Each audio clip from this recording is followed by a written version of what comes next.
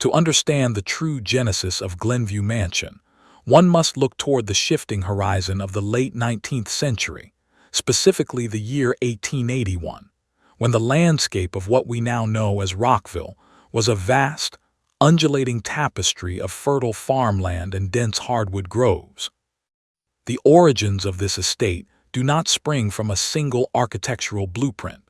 but rather from the vision of an era when the American dream was manifesting in stone and mortar across the expanding suburbs of the Midwest. Before the current neoclassical masterpiece ever graced the hilltop, the land was defined by its relationship to the surrounding agricultural community, a place where the soil was rich, and the vistas of the Rock River Valley were as expansive as the ambitions of the men who sought to tame them. The narrative begins in earnest with the acquisition of several hundred acres by a group of investors and visionaries who saw the potential for more than just crops on this high ridge.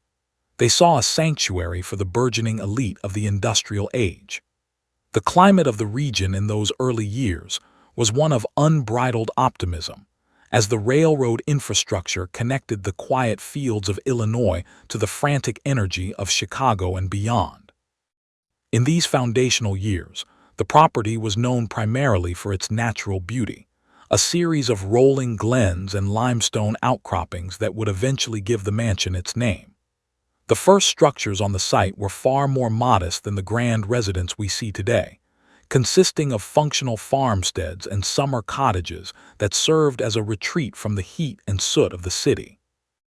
However, the true transformation of Glenview began when the property caught the eye of the wealthy Leon family, who were looking for a site that could accommodate both a massive working farm and a social seat that would rival the great estates of the East Coast. During the transition into the 1890s, the groundwork was laid for an architectural marvel that would reflect the Gilded Age's obsession with European elegance filtered through a distinctly American lens of functionality. The construction of the initial foundations required an immense coordinated effort,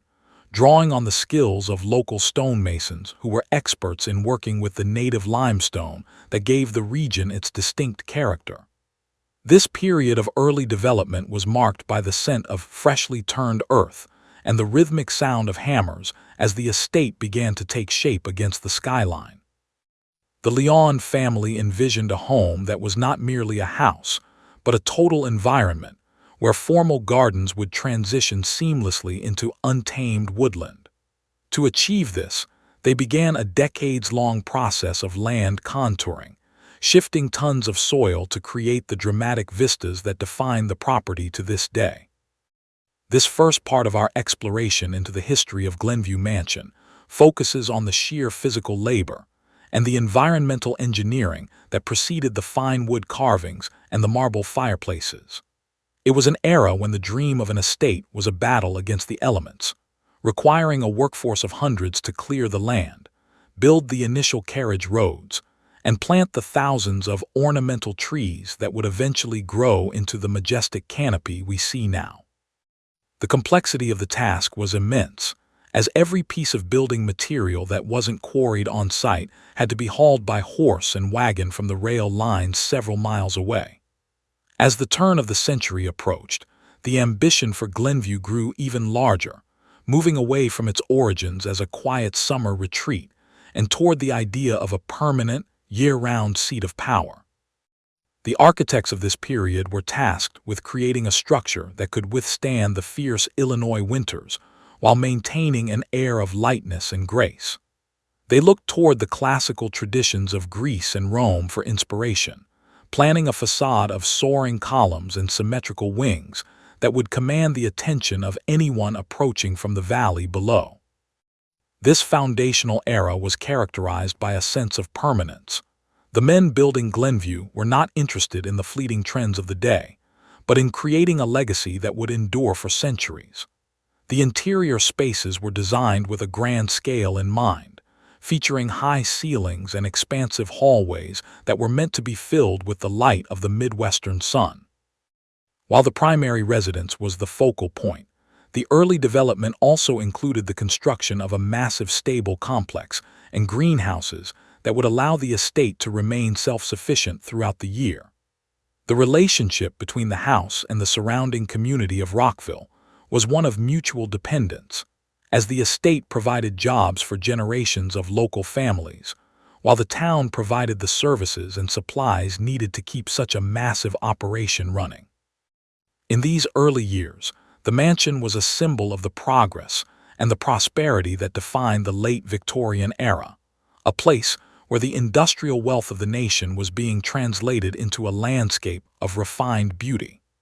The red clay and limestone of Illinois were being forged into something extraordinary, and the story of the people who lived and worked on this land was only just beginning to be written.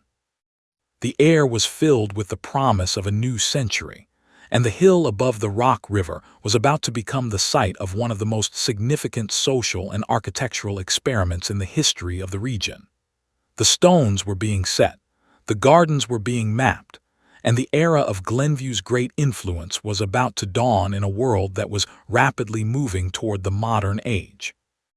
The vision was grand, the scale was unprecedented, and the foundations were deep enough to support the weight of a century of history that was yet to come. As the 1890s drew to a close, the silhouette of the mansion began to emerge from the scaffolding, a white stone sentinel that represented the pinnacle of Midwestern achievement. The story of Glenview was moving from its rural, agricultural beginnings into a period of high society elegance and political intrigue that would see it become the social heart of the state.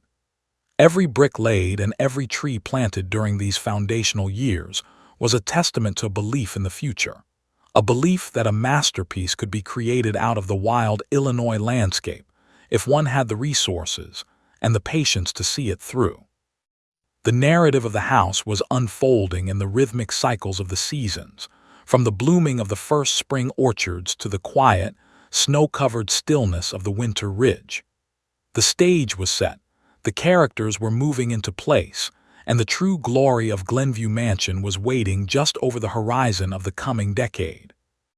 As the final years of the 19th century gave way to the dawn of the 1900s, the skeleton of Glenview Mansion began to take on its finished form, transitioning from a chaotic construction site into a polished beacon of neoclassical splendor that dominated the Rockville skyline.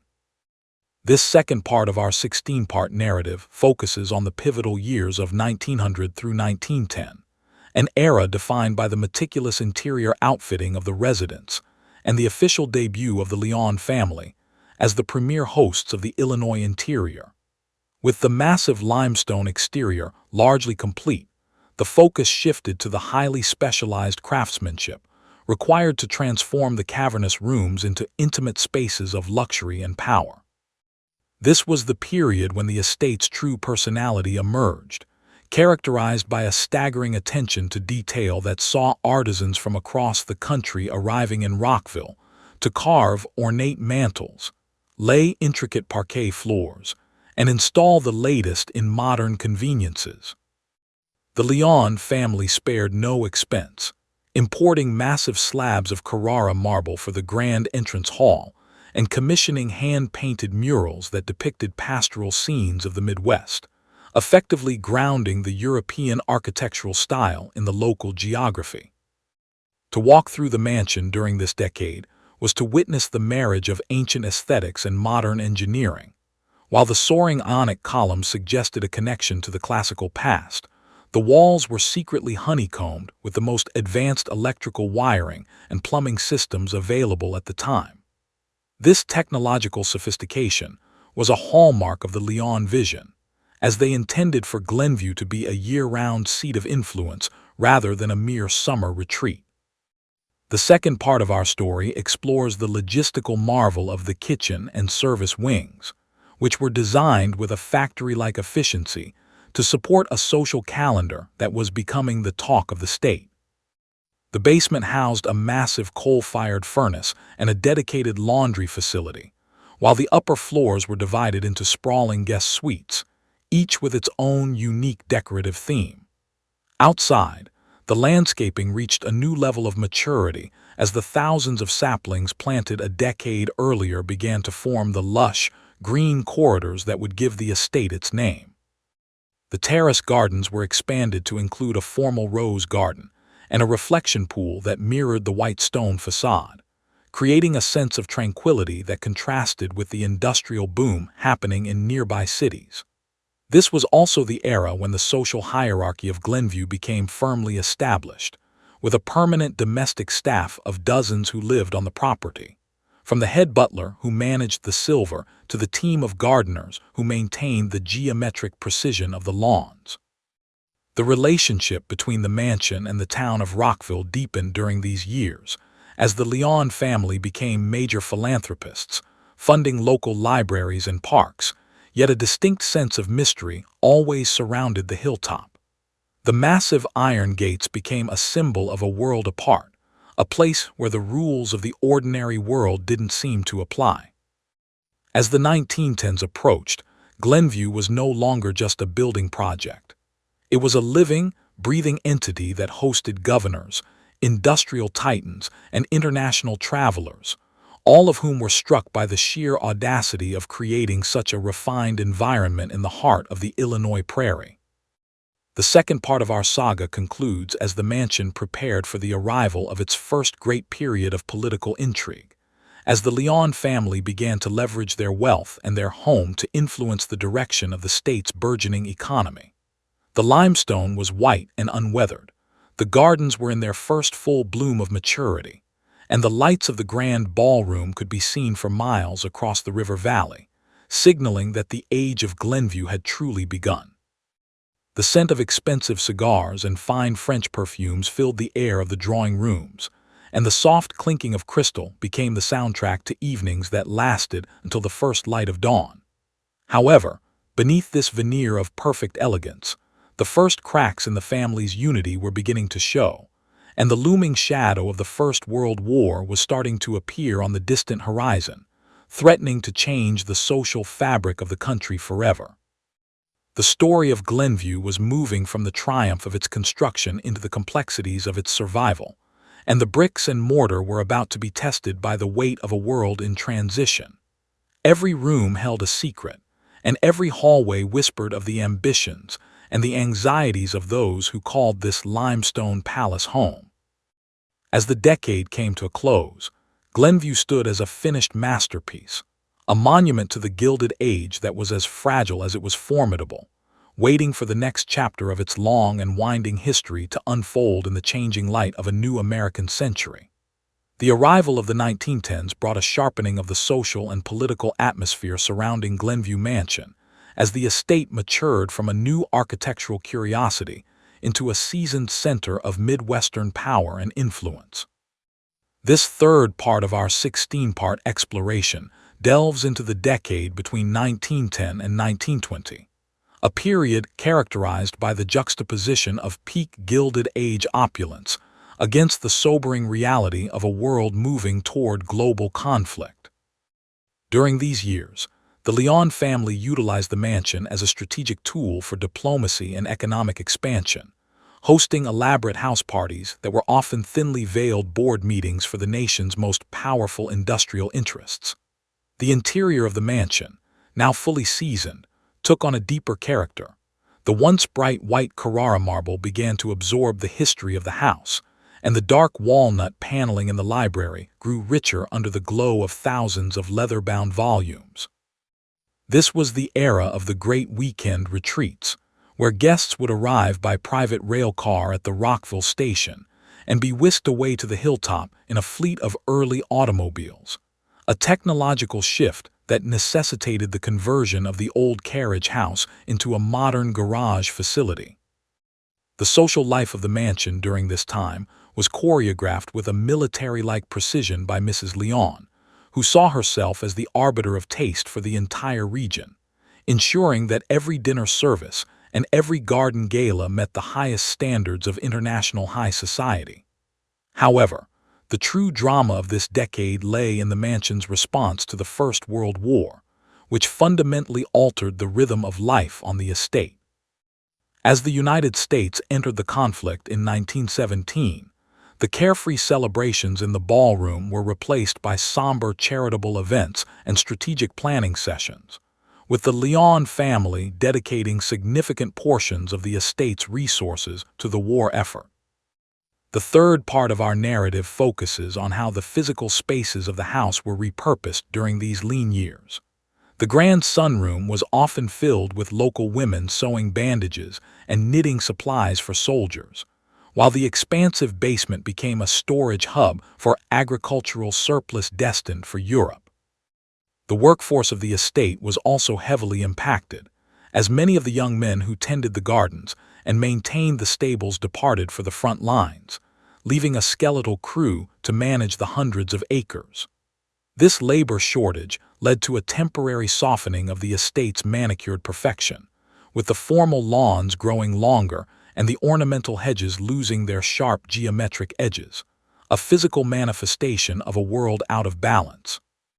Despite these challenges, Glenview remained a symbol of stability for the community of Rockville, its limestone walls providing a sense of permanence in an era of terrifying change. The end of the war in 1918 brought a brief, explosive return to luxury,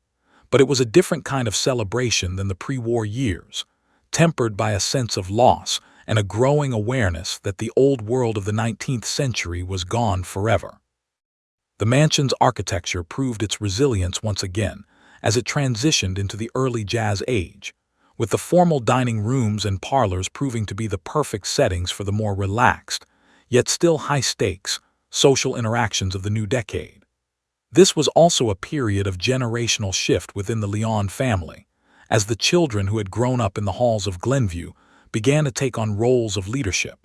bringing with them a more modern, less formal approach to estate management. The third part of our saga concludes as the 1920s approached, a decade that would bring both the highest peaks of the mansion's social fame and the first real whispers of the economic volatility that would later threaten its very existence. The air around the hilltop was thick with the scent of spring lilacs and the hum of a society that was eager to forget the horrors of the past and embrace a future of unlimited potential. The limestone sentinel of Glenview stood ready, its windows reflecting the changing light of a nation that was becoming a global superpower, and its halls prepared to absorb the music, the laughter, and the secrets of the most vibrant era the estate had ever seen. The legacy of the founders was secure for now, but the spirit of the house was evolving, moving away from the rigid structures of the Victorian past and toward the unpredictable energy of the modern age. Every stone remained in place, and every tree continued to reach toward the sky, but the hearts of those within the walls were beating to a new, faster rhythm, signaling that the story of Glenview was entering its most glamorous and dangerous chapter yet. The roaring 1920s arrived at Glenview Mansion like a sudden, electric surge of light, ushering in an era of unprecedented extravagance that would define the estate's reputation as the social epicenter of Illinois for a generation. This fourth part of our 16-part journey explores the decade when the mansion moved beyond mere prestige and into the realm of legend, as the post-war economic boom provided the Leon family with the limitless capital necessary to push the boundaries of luxury. The quiet, stoic dignity of the early 1900s was replaced by a vibrant, restless energy that saw the ballroom floor polished to a mirror finish nearly every week to accommodate a revolving door of jazz bands and socialites. During these years, Glenview became a sanctuary for the elite who wished to escape the increasingly stringent eyes of city officials in Chicago, offering a private world where the champagne flowed despite the national prohibition laws.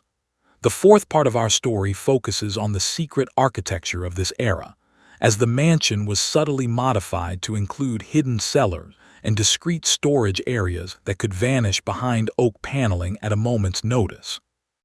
These modifications were handled by the same families of craftsmen who had built the house, ensuring that the additions remained invisible to the uninitiated while providing the infrastructure for some of the most famous parties in Midwestern history.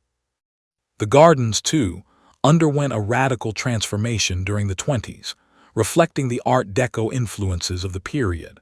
The soft, flowing lines of the Victorian era were tightened into sharp, geometric patterns, and the addition of an ornate, heated conservatory allowed for the cultivation of tropical orchids and citrus trees even in the depths of a Rockville blizzard.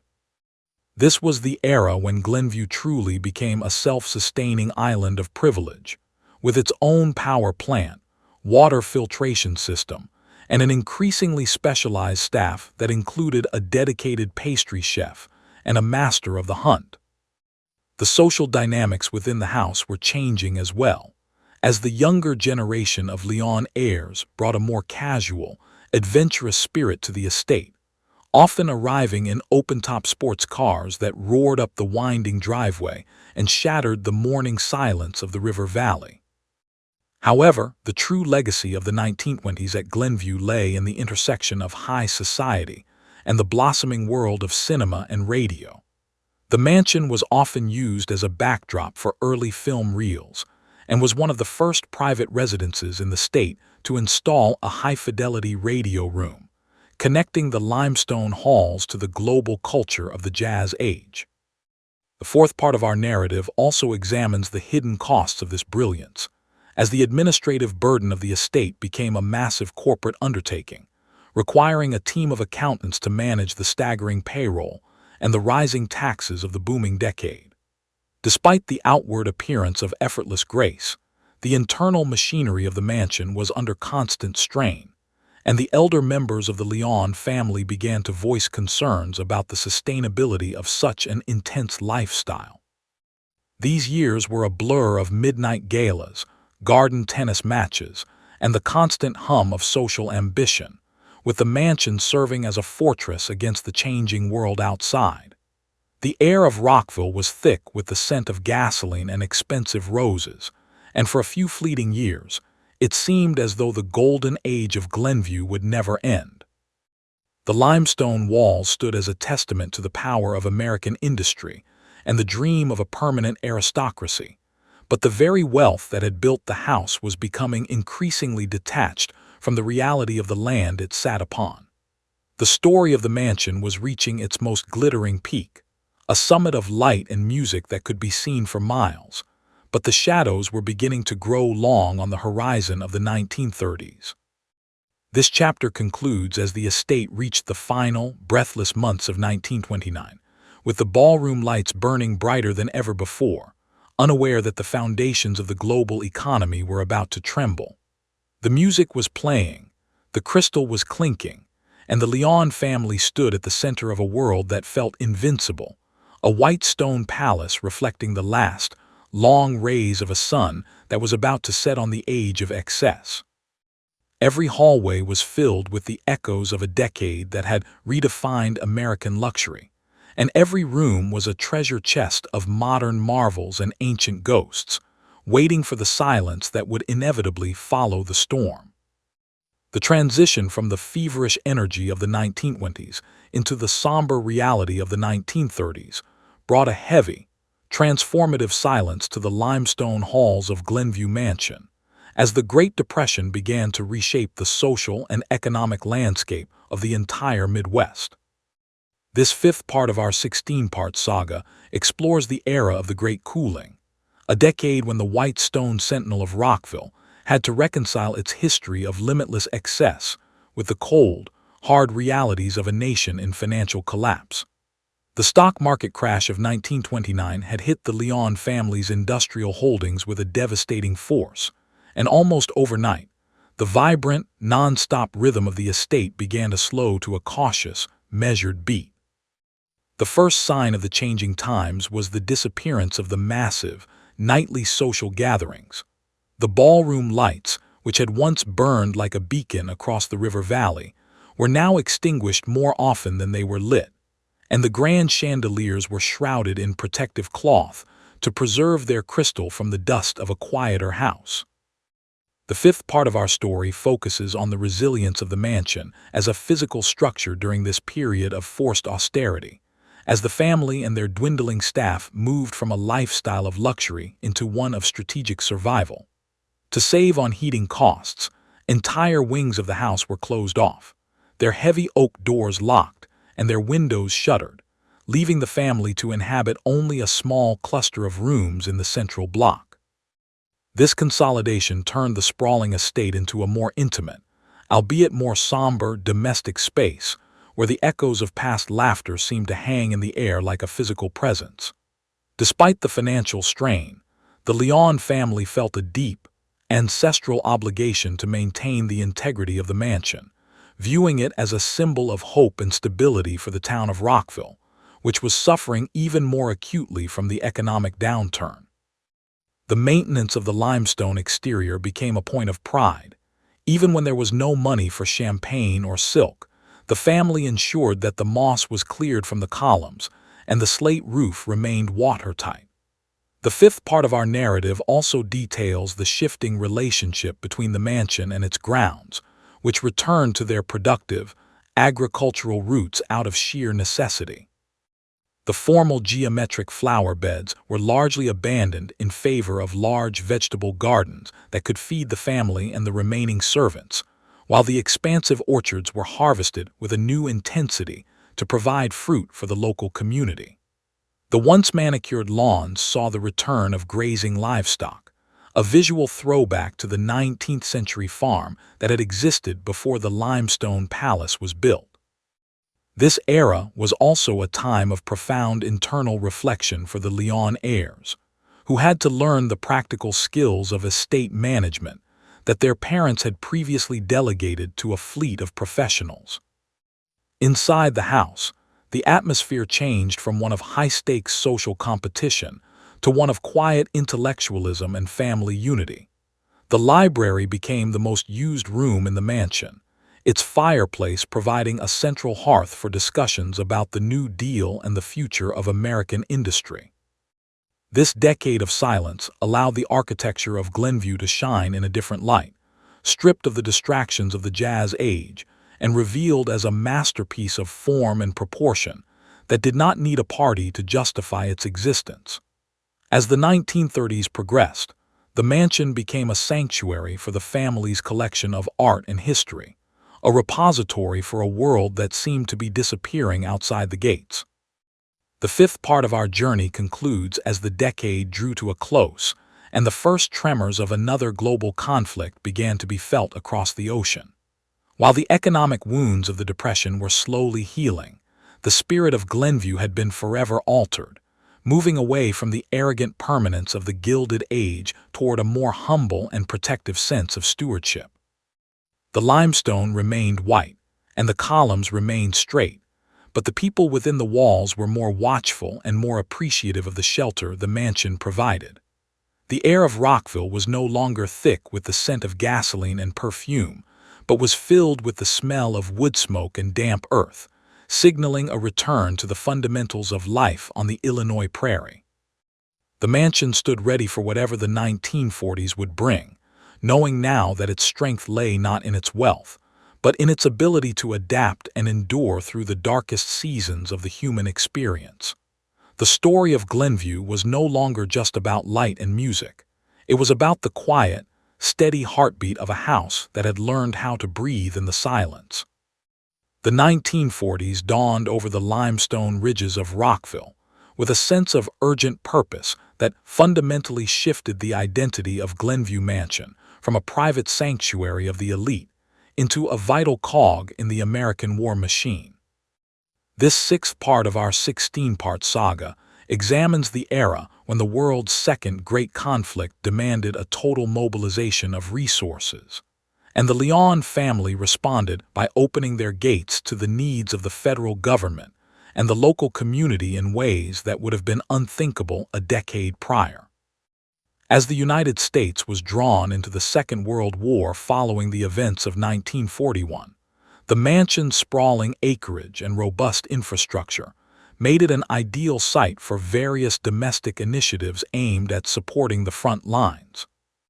The sixth part of our story focuses on the physical transformation of the estate's peripheral buildings and the grounds themselves, which were partially converted into training areas for local civil defense units and victory gardens that spanned the once manicured lower terraces.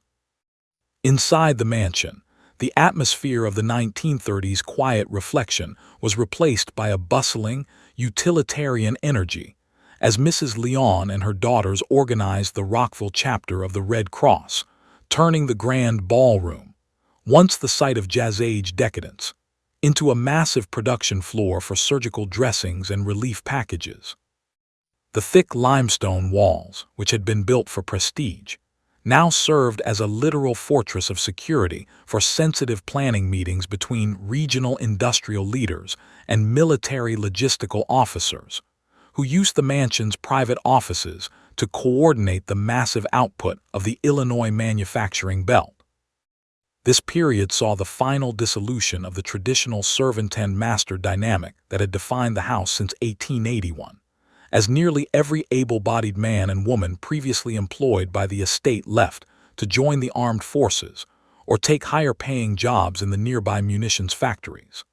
The Leon family themselves took on the daily chores of maintaining the central block, a humbling and transformative experience that deepened their connection to the physical reality of the house. The sixth part of our narrative also details the architectural toll of the war years, as the lack of specialized materials and labor meant that non-essential repairs were deferred, leading to a slight weathering of the neoclassical facade that added a layer of rugged dignity to the structure. Despite the scarcity of the era, the mansion remained a beacon of morale for the town of Rockville. The family famously kept the exterior lights of the grand portico illuminated during the arrival of returning veterans, a gesture that cemented Glenview's status as the emotional heart of the community. As the war reached its conclusion in 1945, the mansion did not immediately return to its former state of luxury, but instead entered a period of profound transition. The world that emerged from the conflict was one of rapid suburbanization and a burgeoning middle class, and the site of a massive private estate on a hill began to look like a relic of a bygone social order.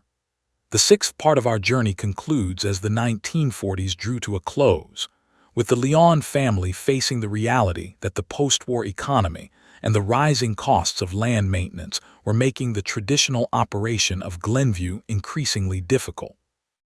The air of Rockville was no longer filled with the sounds of marching boots or the frantic typing of relief workers, but with the hum of a new, optimistic generation that was looking toward the future. The limestone walls stood tall, having survived the greatest global upheaval in history, but the internal spirit of the house was at a crossroads. The family began to discuss the long-term legacy of the estate, realizing that for Glenview to survive the coming decades, it would have to find a way to serve the public interest while preserving its historical integrity. The stage was set for the 1950s, a decade that would bring both the threat of development and the first seeds of a preservation movement that would eventually transform the mansion into the landmark we know today. The story was moving away from the era of private power and into the era of public memory, and the limestone sentinel of the Rock River Valley was prepared to watch over a world that was changing faster than ever before.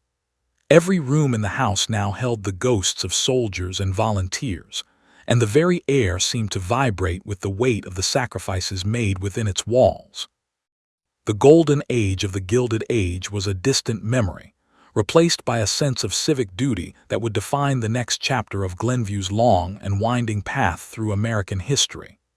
The 1950s arrived at the gates of Glenview Mansion, not with the fanfare of a new social season, but with the quiet, persistent pressure of a world that was rapidly outgrowing the sprawling estates of the previous century. This seventh part of our 16-part history explores a decade of profound existential crisis, as the Leon family faced the harsh reality that the era of the private country gentleman was being swept away by the rising tide of post-war suburbanization. The landscape surrounding Rockville was no longer a vast tapestry of isolated farms. Instead, the hills were being carved into neat grids of single-family homes, and the once distant sounds of the city were creeping closer to the mansion's limestone walls every day. During this period, the financial burden of maintaining the neoclassical masterpiece reached a breaking point, as the astronomical costs of heating the central block and repairing the intricate slate roof collided with a new, more aggressive tax code. The seventh part of our story focuses on the strategic retreat of the family within their own home, as they began to consider the unthinkable possibility of selling portions of the ancestral land to developers to fund the survival of the main house. Inside the mansion, the atmosphere was one of refined preservation, with the family acting more as curators than residents, carefully documenting the provenance of the art and furniture that had occupied the rooms for half a century. This was the decade when the first serious discussions regarding the transition of Glenview into a public or institutional entity began to take place behind closed doors in the walnut-paneled library. The Lyon heirs, recognizing that the mansion was too significant to be allowed to decay, but too expensive to remain a private home, began to court various civic organizations and historical societies, seeking a partner who could guarantee the estate's future. The seventh part of our narrative also details the physical changes to the grounds during the 50s, which saw the formal gardens further simplified as the army of professional landscapers was replaced by a small, dedicated crew who focused on the essential health of the ancient oaks and the structural integrity of the stone terraces. Despite the mounting pressures, the mansion remained a site of architectural wonder, its white columns standing in sharp contrast to the prefabricated housing developments that were rising just beyond the property line. This era represented the birth of the preservationist spirit at Glenview, as the local community of Rockville began to realize that the mansion was not just a symbol of private wealth,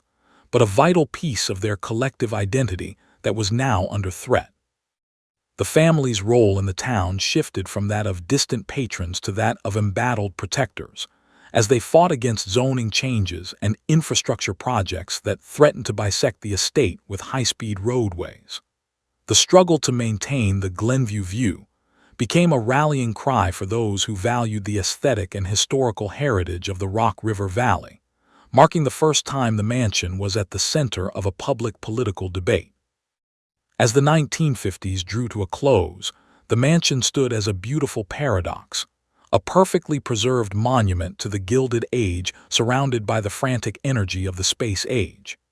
The air of Rockville was filled with the scent of freshly laid asphalt and the hum of new lawnmowers from the neighboring subdivisions, a constant reminder that the isolation of the estate was a thing of the past. The seventh part of our journey concludes with the family reaching a monumental decision to seek a permanent steward for the mansion, realizing that the only way to save the house was to give it away to the people. The limestone was still bright, and the grand staircase still swept upward with a grace that defied the passage of time, but the era of the Lyon family as the masters of Glenview was nearing its final curtain call. The story was moving toward a radical transformation that would see the private parlors turned into public galleries, and the secret gardens turned into a community sanctuary, ensuring that the legacy of the 19th-century visionaries would survive the pressures of the 20th-century reality.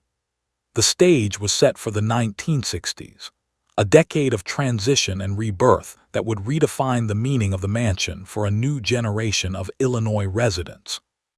The windows of Glenview looked out over a landscape that was unrecognizable to the men who had laid the foundations in 1881. Yet the house itself remained a steadfast anchor of beauty and history in a world that was moving faster than anyone could have predicted.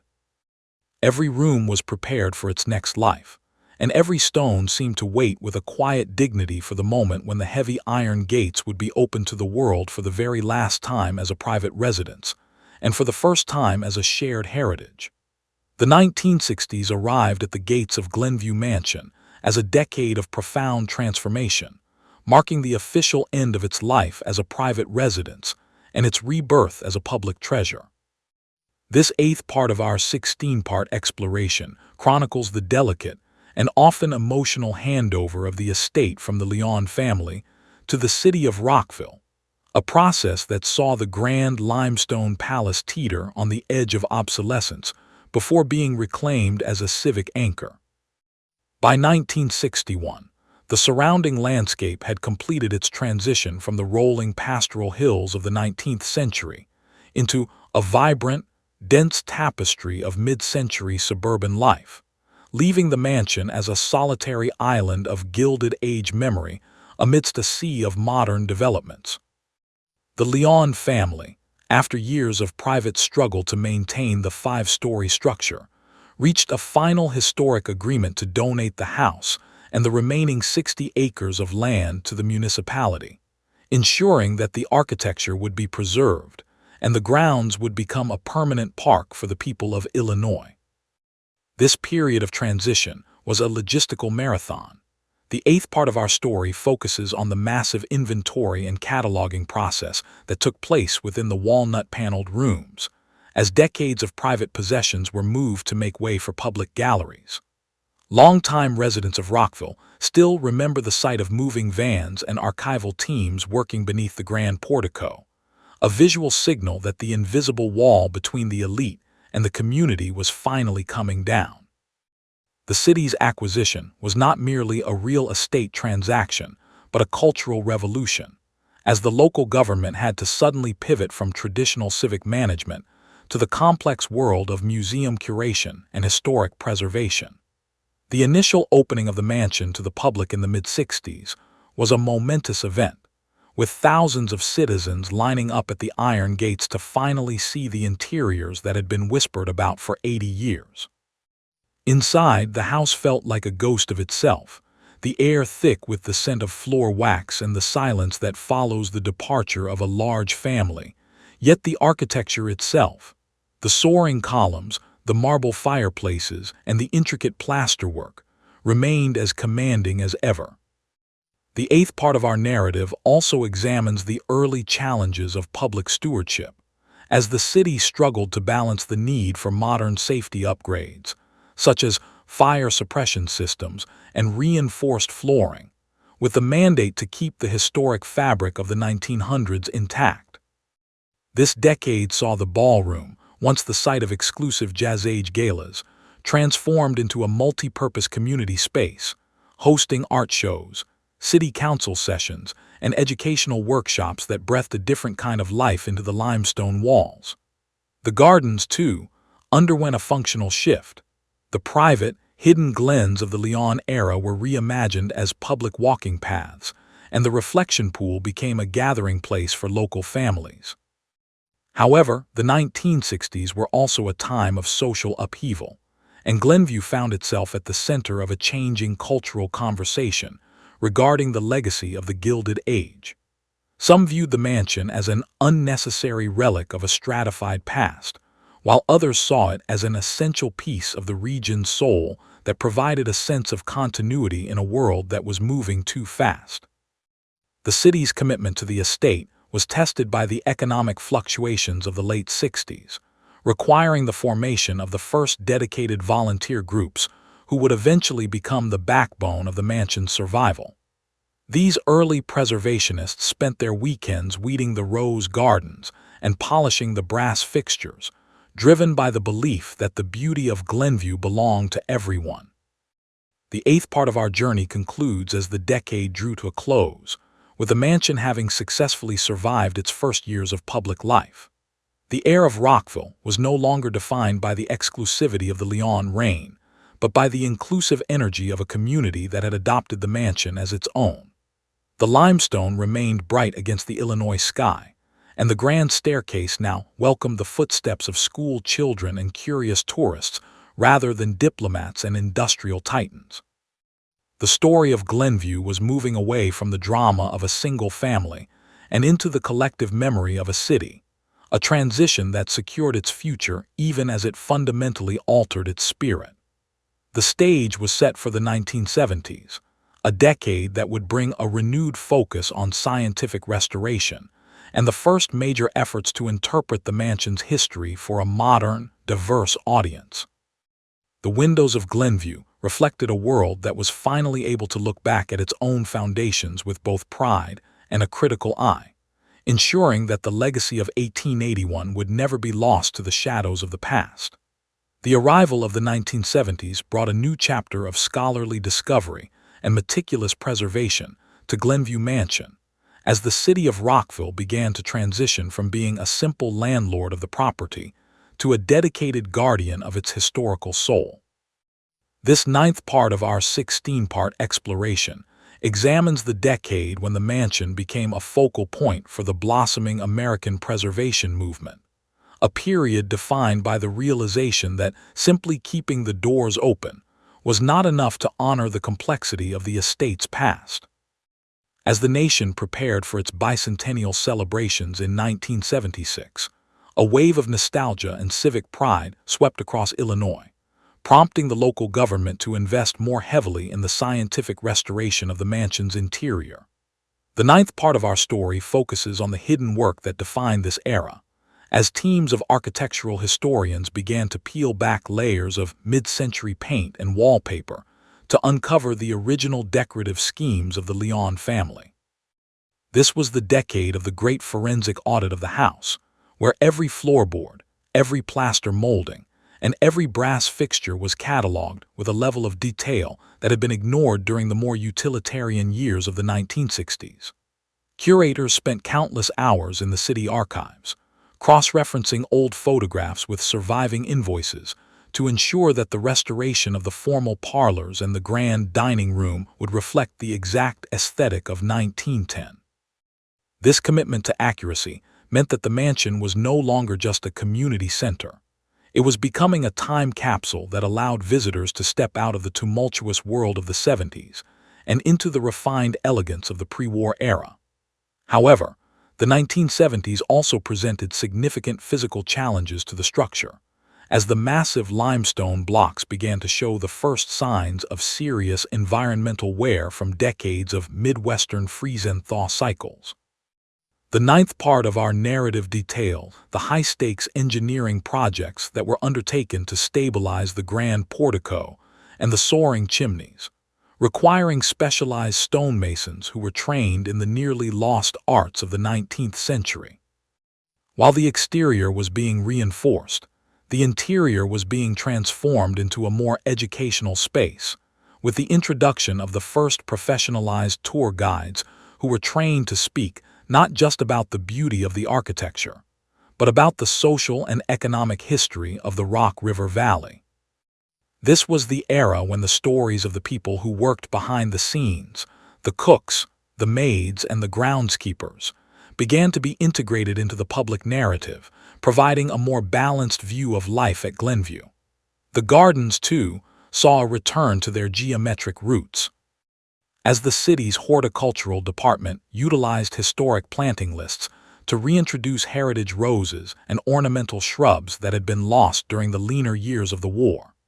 Despite the economic stagnation that gripped much of the country during the mid-70s, the community's support for Glenview remained unshakable, with local civic groups raising funds for the restoration of the mansion's original stained glass windows and the acquisition of period-appropriate furniture.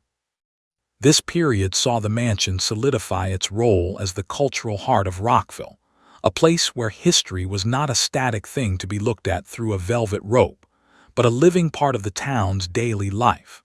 The ninth part of our journey concludes as the decade drew to a close, with Glenview standing more beautiful and more understood than it had been in over 50 years.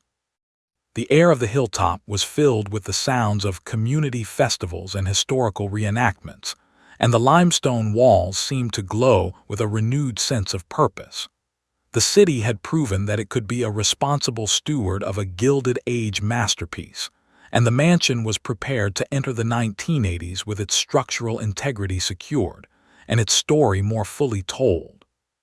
The windows of the grand ballroom looked out over a Rockville that was continuing to grow, but the estate remained a protected sanctuary, a place where the values of craftsmanship and permanence were still honored. The stage was set for the next phase of the mansion's evolution, which would see it leverage the technological advancements of the late 20th century to preserve its legacy for a digital age.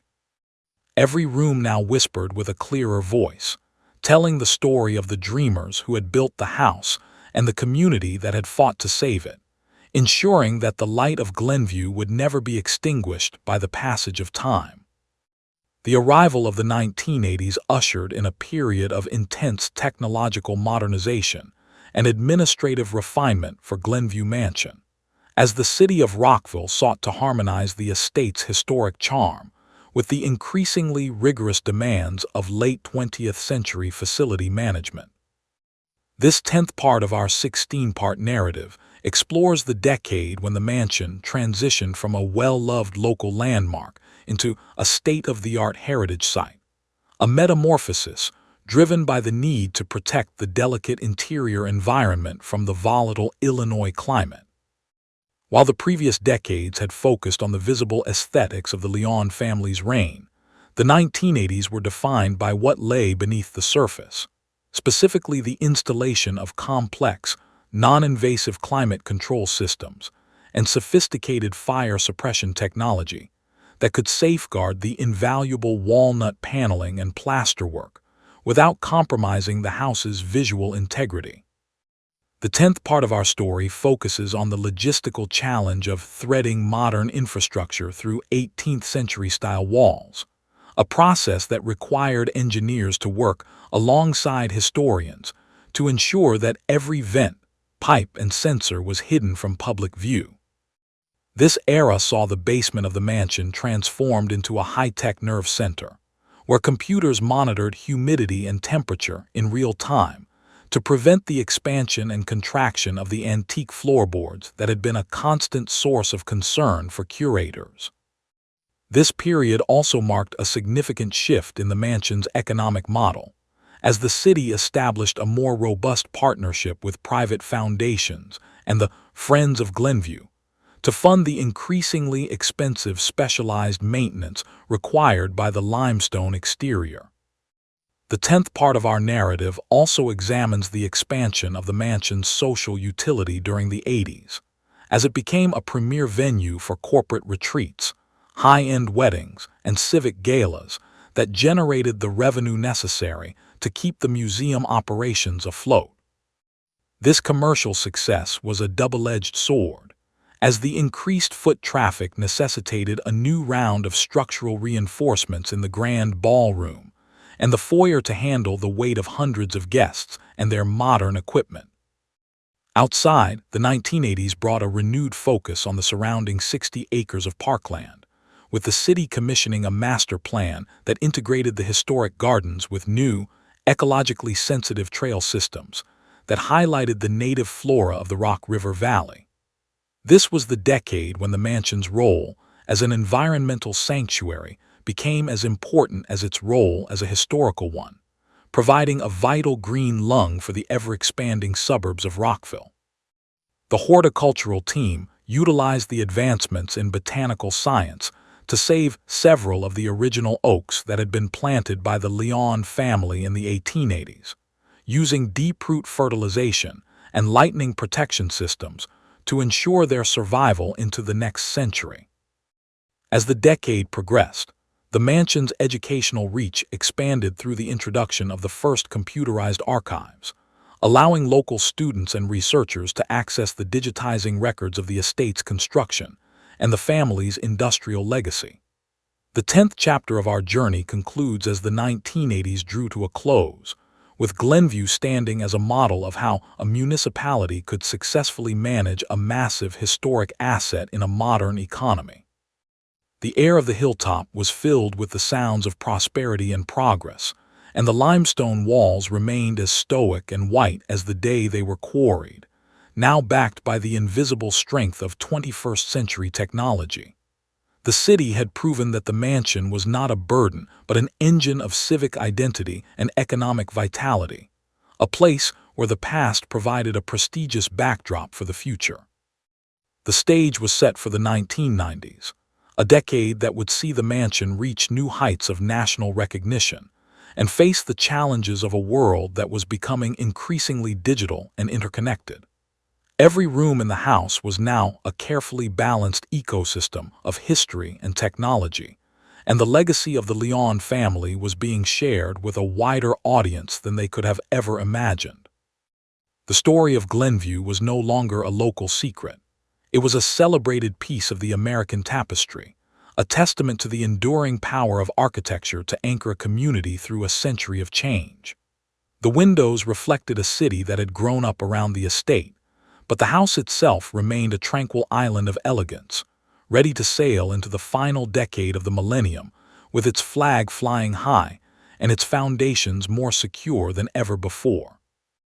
The arrival of the 1990s brought a new spirit of global awareness and cultural depth to Glenview Mansion, as the world began to shrink under the influence of the burgeoning information age. This 11th part of our 16-part narrative explores a decade of significant expansion for the estate, as the City of Rockville sought to elevate the mansion from a local civic landmark to a nationally recognized cultural destination. As the 90s progressed, the focus shifted from the internal stabilization of the 1980s to a more outward-facing mission that emphasized the complex social narratives woven into the very fabric of the limestone walls.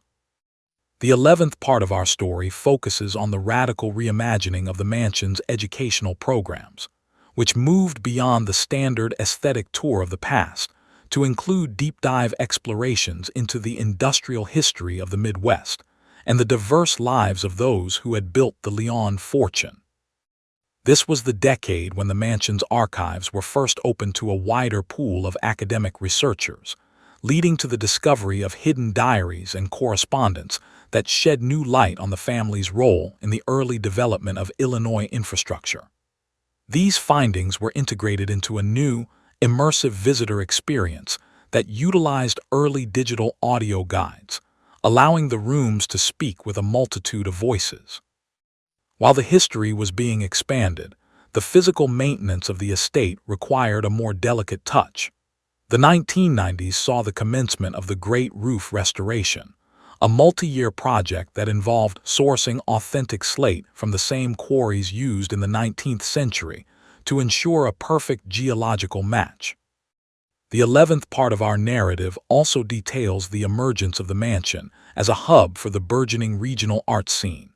as the formal parlors and the glass-walled conservatory were utilized for rotating exhibitions of contemporary sculpture and photography that created a startling and beautiful contrast with the neoclassical architecture. This decade saw a significant increase in the mansion's visibility on the national stage, as it was featured in several architectural journals and heritage travel publications, drawing a new wave of cultural tourists to the Rock River Valley. The management of the 60-acre grounds also entered a more sophisticated phase during the 90s, with the introduction of integrated pest management and organic soil revitalization programs that prioritized the long-term health of the ecosystem over short-term aesthetic perfection. This period was marked by a deep sense of environmental stewardship, as the city recognized that the estate was one of the last remaining corridors for native wildlife in a county that was otherwise fully developed. The 11th chapter of our journey concludes as the mansion prepared to cross the threshold into the new millennium, standing as a polished and profound testament to the power of public preservation. The air of the hilltop was filled with the sounds of a community that was increasingly proud of its heritage, and the limestone walls seemed to absorb the optimism of the late 90s. The city had successfully transformed a private palace into a public classroom, a gallery, and a sanctuary, proving that the values of the Gilded Age could be adapted for a more inclusive and democratic era. The stage was set for the 2000s, a decade that would bring the challenges of the digital revolution and a renewed focus on the sustainable future of the estate in a changing world. Every room in the house was now a vessel for a much larger story than any one family could tell, and the legacy of Glenview was being prepared for a future where its physical beauty would be matched by its intellectual and social relevance. The windows of the mansion reflected a world that was moving toward a new century, but the house itself remained a steadfast anchor, a place of quiet dignity and enduring grace that continued to inspire all who walked through its grand limestone portico. The story of Glenview was no longer just about the past. It was about the way the past could inform and enrich the present, creating a bridge of memory that stretched across the decades to connect the visionaries of 1881 with the citizens of a new digital age.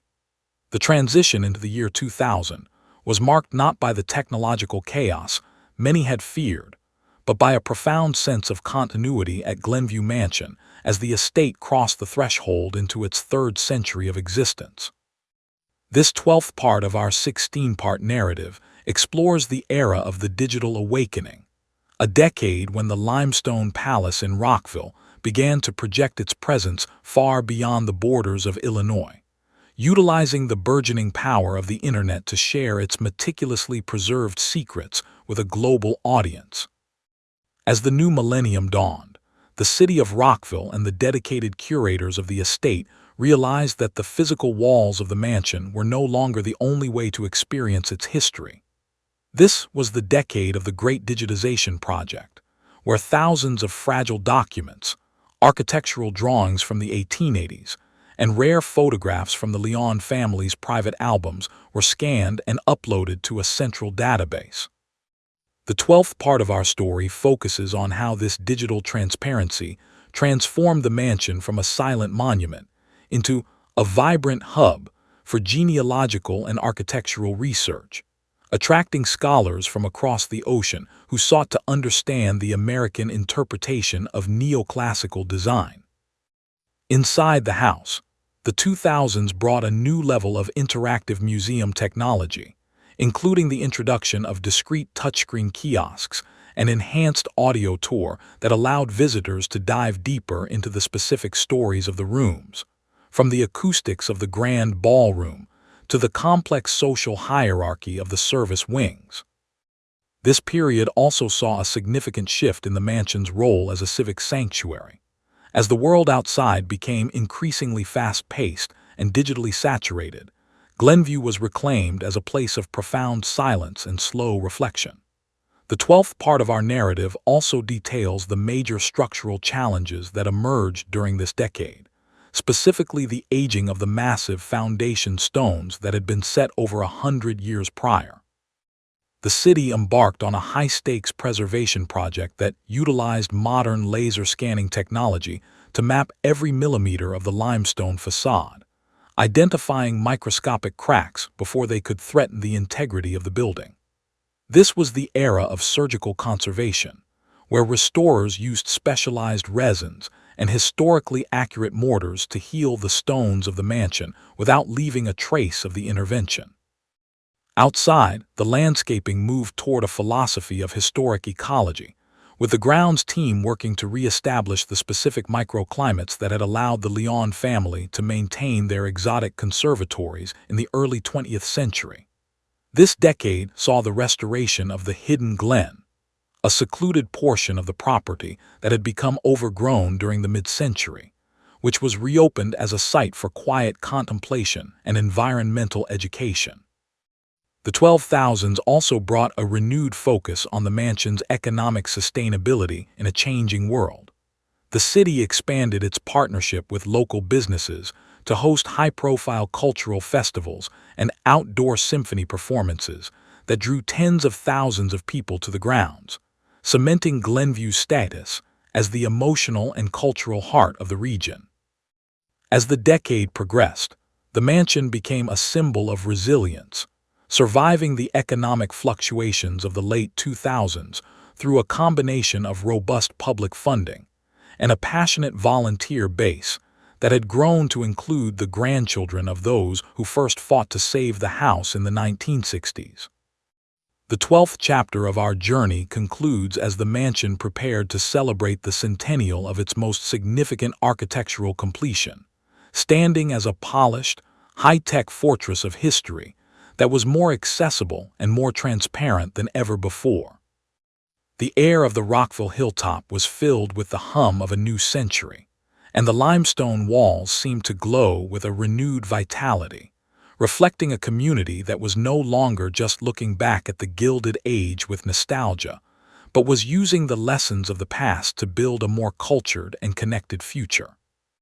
The stage was set for the 2010s, a decade that would bring even more radical shifts in how we interpret the American story, and how we protect our most precious architectural treasures in an era of environmental uncertainty. Every room in the mansion was now a bridge between the physical and the digital,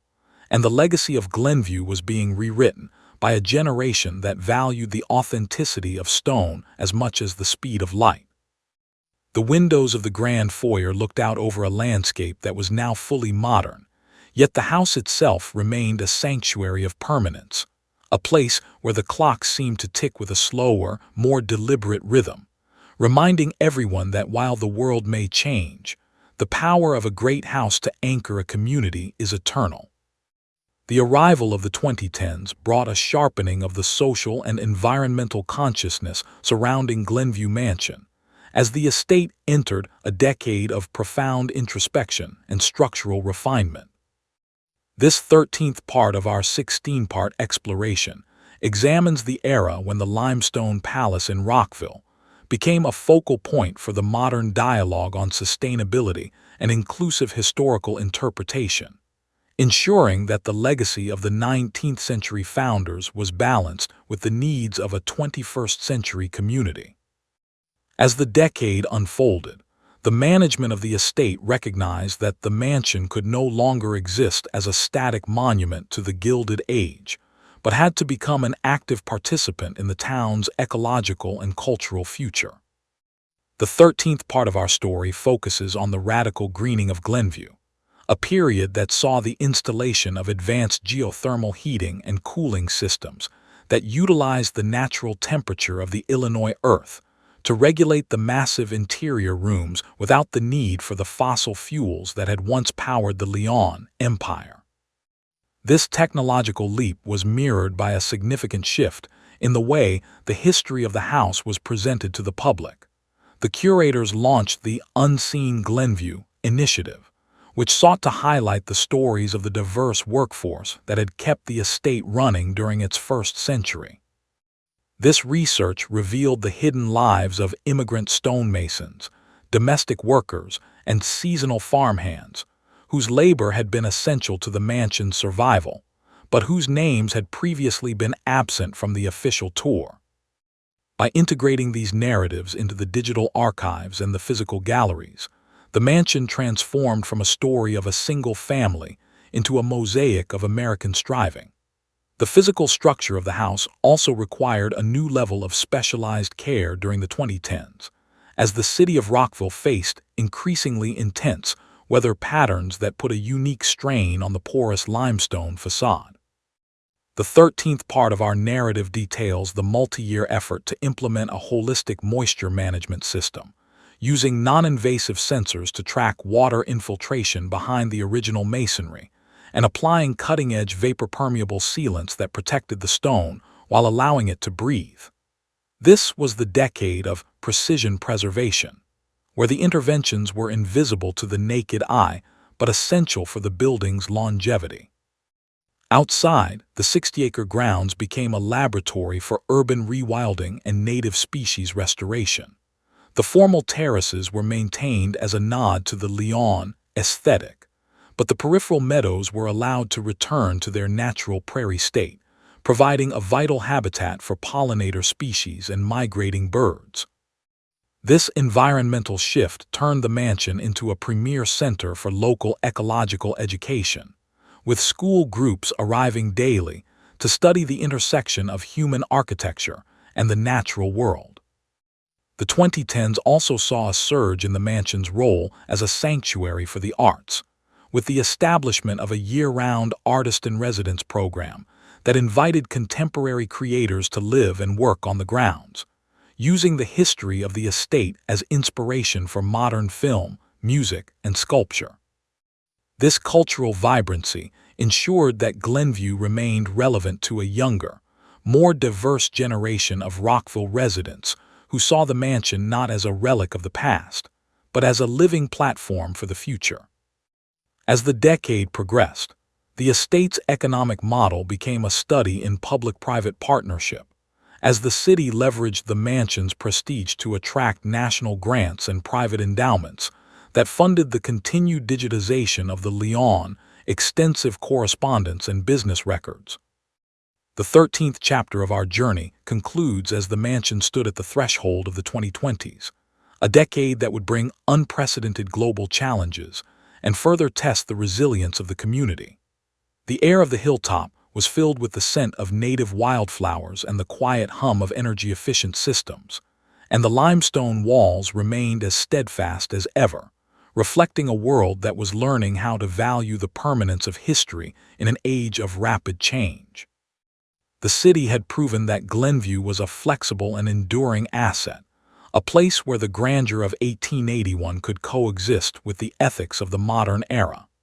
The stage was set for the final chapters of our story, where we will look at how the mansion navigated the most recent years of global upheaval and how it prepares to face the future as a symbol of American persistence. Every room in the house was now a testament to the power of adaptation, and the legacy of Glenview was being nurtured by a community that understood that to save a house, one must also save the stories of everyone who ever called it home. The windows of the grand conservatory looked out over a landscape that was both ancient and new, and the house itself remained a beacon of light and history, ready to weather whatever storms the coming years might bring. The arrival of the 2020s brought an unprecedented era of quietude and subsequent rebirth to Glenview Mansion, as the global events of 2020 forced a temporary closure of its heavy iron gates and a reimagining of its role in a socially distanced world.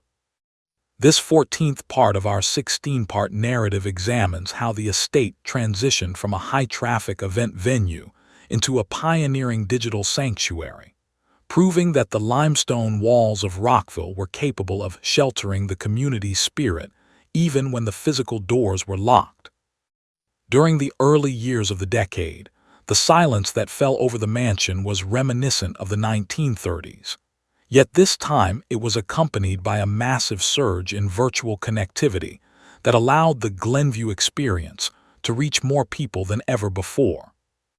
The 14th part of our story focuses on the Windows into History initiative, a high-definition streaming project that used remote-controlled cameras to lead virtual tour through the restricted areas of the attic and the service basements,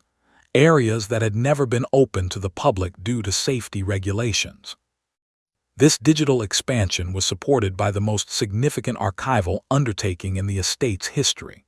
as a team of remote historians worked to transcribe thousands of pages of Leon family ledgers and personal letters, creating a searchable online library that transformed the mansion into a global center for Gilded Age research. As the world slowly began to reopen, the mansion's 60-acre parkland became an essential outdoor refuge for the residents of Rockville, with the city implementing a garden-first strategy that prioritized the restorative power of the landscape. The 14th part of our narrative details the construction of the new sensory garden and the expansion of the woodland trails, which were designed to be fully accessible to visitors of all physical abilities,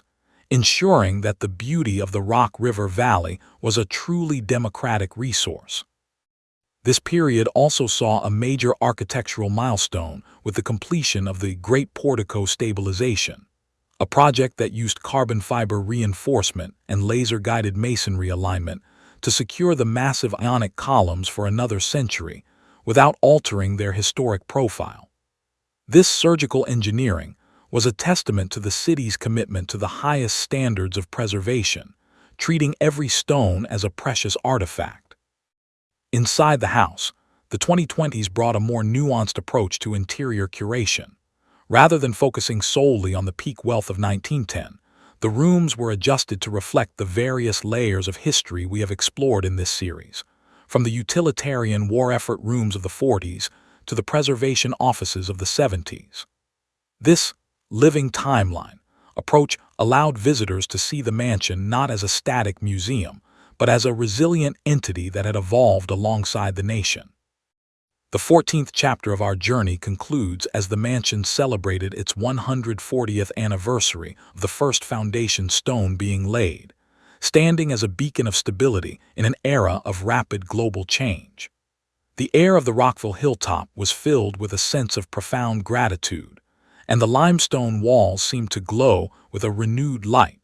reflecting a community that had rediscovered the importance of its local landmarks during a time of crisis.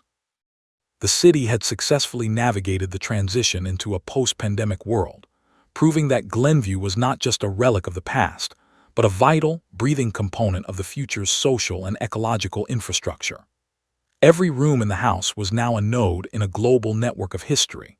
and the legacy of the Leon family was being protected by a generation of professionals and volunteers who understood that true preservation is a constant, active dialogue between the generations. The windows of the grand ballroom looked out over a Rockville that was more connected and more conscious of its history than ever before, and the house itself remained a steadfast anchor of beauty, ready to face the final chapters of its storied existence with grace and an unwavering commitment to the public good. Moving toward the midpoint of the 2020s, Glenview Mansion has transitioned into a period of profound cultural synthesis, where the weight of its long history is being used as a foundation for a radical new vision of community engagement and educational innovation. This 15th part of our 16-part saga explores the mansion in its current state of peak vitality, operating not merely as a museum of the past, but as a vibrant incubator for the future of Rockville. The narrative of this decade is defined by the Glenview 360 initiative, an ambitious program that has completely overhauled the visitor experience to make it one of the most immersive and inclusive in the country. This era has seen the integration of augmented reality into the physical tour, where visitors can use handheld devices to see the rooms as they appeared in different decades, watching the transition from the gaslight of the 1880s to the electric buzz of the 1920s right before their eyes. The 15th part of our story focuses on the mansion's role as a leader in regenerative preservation, a philosophy that seeks to not only maintain the building, but to actively improve the surrounding social and ecological environment. The limestone walls, now expertly cleaned and reinforced, serve as the backdrop for a series of high-level climate summits and community forums, proving that a Gilded Age estate can be a modern catalyst for solving the challenges of the present. On the grounds, the commitment to the environment has reached its zenith with the completion of the Rock River Restoration Project, which has successfully reintroduced several endangered local plant species to the mansion's glens, creating a biological corridor that connects the estate to the larger Illinois River system. Inside the mansion, the curation has become even more sophisticated, with the permanent staff working alongside guest curators from diverse backgrounds to tell the stories of Glenview through the lenses of labor, architecture, gender, and economics. This period has seen the unveiling of the Leon Community Archive, a massive digital and physical collection that invites local families to contribute their own artifacts and oral histories related to the estate, effectively turning the mansion into a collective memory bank for all of Rockville. The physical health of the building remains a top priority, and this decade has seen the implementation of a revolutionary self-healing mortar system that uses biological agents to repair microscopic cracks in the masonry, a technological marvel that would have seemed like science fiction to the original stonemasons. The 15th chapter also details the mansion's emergence as a premier center for the slow history movement, encouraging visitors to spend entire days on the property, engaging in traditional crafts, historical gardening, or simply finding a quiet corner of the library to read. This shift away from quick, transactional tourism has fostered a deep, emotional connection between the residents of the region and the white stone palace on the hill, ensuring that the mansion is viewed as a vital public utility rather than an elitist relic. As the year 2025 passes, the mansion stands as a shining example of how a historic site can be both a sanctuary of the past and a powerhouse of the future. The air of the hilltop is filled with the sounds of a community that has fully embraced its heritage, and the limestone walls seem to reflect a wisdom earned over nearly a century and a half of survival. The city of Rockville has proven that through careful stewardship, technological innovation, and a commitment to honest storytelling, a house can become a soul. The 15th part of our journey concludes as we prepare to enter the final chapter of our series, where we will look toward the ultimate legacy of Glenview and its enduring role as a symbol of American persistence in an ever-changing world. The conversation between the land, the architecture, and the people has reached its most harmonious phase yet, and the mansion stands ready to lead the way into the next 100 years with its doors wide open and its light burning brighter than ever before. Every stone tells a story, every garden path holds a memory, and every window looks out toward a future that is as grand and promising as the very first dream of 1881. As we reach the 16th and final chapter of our journey through the life of Glenview Mansion, we find ourselves standing at the precipice of a new era, looking back across the long, winding road that began in the dust of 1881 and led to the polished limestone sanctuary of the 2020s. The story of Glenview is ultimately a testament to the enduring power of place and the remarkable resilience of a structure that was built for the few, but eventually claimed by the many. This concluding part of our series reflects on the mansion not just as a physical landmark of Rockville, Illinois, but as a living bridge between the industrial foundations of the American past and the ecological aspirations of its future.